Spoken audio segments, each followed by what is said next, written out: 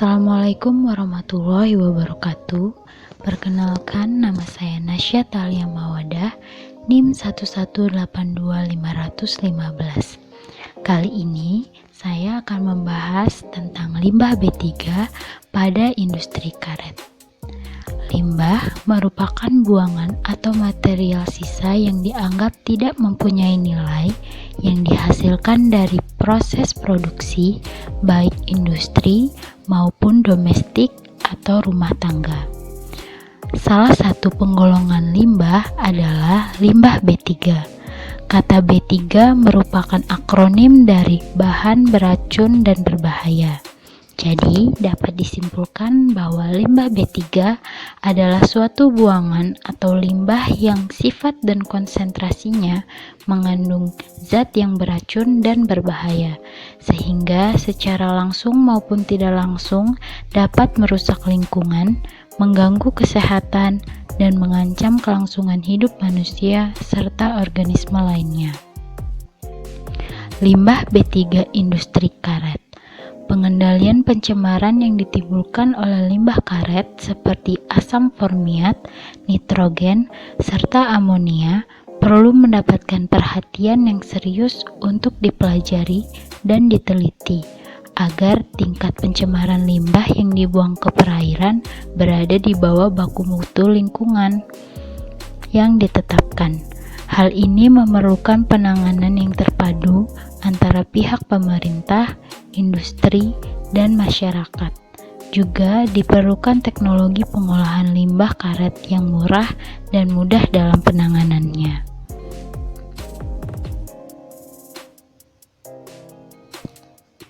Tiga sumber limbah B3 pada industri karet. Yang pertama, limbah padat yang berasal dari sisa potongan karet olahan. Yang kedua, limbah cair berasal dari proses pencucian karet yang mengandung asam formiat. Dan yang terakhir, limbah gas yang berasal dari karet olahan yang membusuk yang mengandung amonia dan nitrogen. Sifat dan karakteristik limbah B3 dapat dibagi menjadi beberapa, yaitu yang pertama, eksplosif, mudah meledak, oxidizing, melepas panas karena teroksidasi, harmful, berbahaya terhadap kesehatan, irritant, dapat menyebabkan iritasi pada tubuh, korosif, yang dapat menyebabkan iritasi pada kulit, moderately toxic, yang beracun bagi manusia dan hewan, flammable, mudah menyala karena kontak dengan udara, api, air, atau lainnya, carcinogenic, teratogenik, mutagenik, yang menyebabkan kanker, memengaruhi pembentukan embrio dan perubahan kromosom. Dan yang terakhir adalah dangerous to the environment, yang menyebabkan kerusakan pada lingkungan. Karakteristik limbah B3 di industri karet yaitu berasal dari asam formiat yang memiliki sifat mudah terbakar, berbau tajam, dan memiliki sifat korosif, dan amonia. Gas dengan bau yang sangat menyengat, korosif, mudah meledak dan menyala, iritasi pada kulit, mata, dan sesak nafas. Pengujian limbah B3 pada limbah industri karet. Yang pertama, limbah toksisitas menggunakan uji tercantum dalam Peraturan Pengelolaan Limbah B3 berdasarkan up dan down prosedur dengan menggunakan uji mencit dan menggunakan metode dalam SNI 7184.5.2.2017. Yang kedua, pengujian limbah eksplosif menggunakan methods of evaluating explosive reactivity of explosive contaminated solid waste substance report of investigation 9217.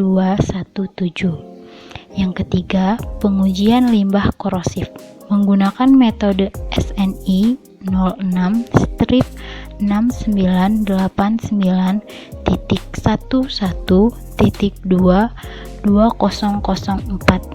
serta menggunakan 9045D United States Environmental Protection Agency.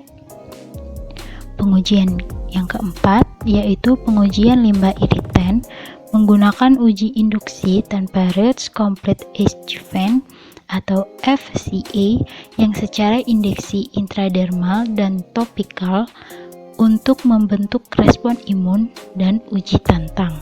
Dan yang terakhir adalah uji limbah harmful menggunakan SNI 7184.3.22011 dengan metode 1030 United States Environmental Protection Agency Ignability of Solid. Pengelolaan limbah B3 industri karet. Pada umumnya, pengelolaan limbah cair untuk industri karet alam dilakukan menggunakan lagoon atau kolam dan proses memperaktif yang membutuhkan lahan luas dan waktu yang sama. Salah satu pengolahan biologis yang dapat digunakan adalah upflow anaerobic filter atau UAF dan PAC atau polyaluminium karbonat ke dalam reaktor. Beberapa kelebihan dari UAF dan PAC adalah UAF produksi limbah sludge yang dihasilkan sedikit, mempunyai HRT atau Hydraulic Retention Time yang singkat di bawah 5 hari, mampu mengolah limbah dengan organic loading rate yang lebih tinggi, dan menghasilkan gas metode CH4 yang lebih banyak.